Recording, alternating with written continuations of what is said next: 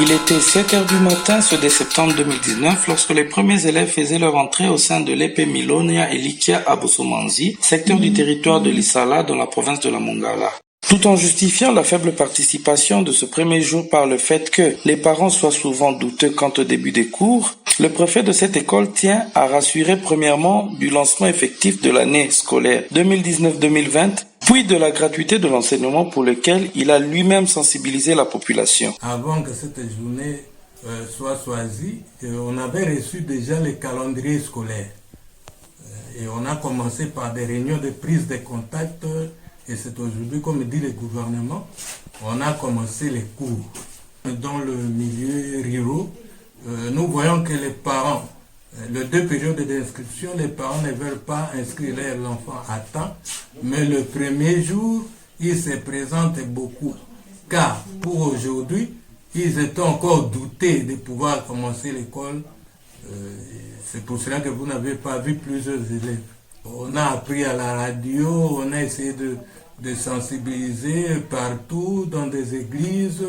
Bon, moi, je vois que cela a porté des fruits parce qu'hier, au marché, on a vu beaucoup de parents sont procurés de tout pour l'école. Par ailleurs, il se sent rassuré quant à la participation des filles liée à la gratuité de l'enseignement. Mais moi, je vois que cette année, on aura beaucoup de filles à l'école. Et surtout lorsqu'on a entendu de la gratuité. Néanmoins, tout en saluant cette application de la gratuité de l'enseignement, il lance un appel au président de la République en particulier et au gouvernement en général sur la prise en charge des frais de fonctionnement ainsi que celle du personnel. La plupart d'élèves sont devenus à la rue parce que cause d'argent.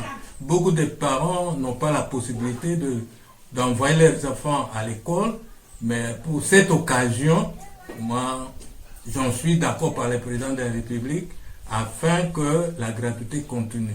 Bon, nos conditions, c'est que nous souffrons ici pour les frais de fonctionnement. On a fonctionné 36 mois des années écoulées, on ne reçoit aucun frais de fonctionnement. Alors moi, je demande au gouvernement, au président de la République, d'un peu guetter, donner un coup d'œil sur ce point-là. Aussi pour le salaire des enseignants. Nous voyons que le salaire que nous recevons, nous avons l'amour de l'école, mais beaucoup de parents enseignants n'ont pas la possibilité parce que le salaire, là, on est disconvient, mais nous demandons à l'État d'essayer un peu de changer au salaire des enseignants.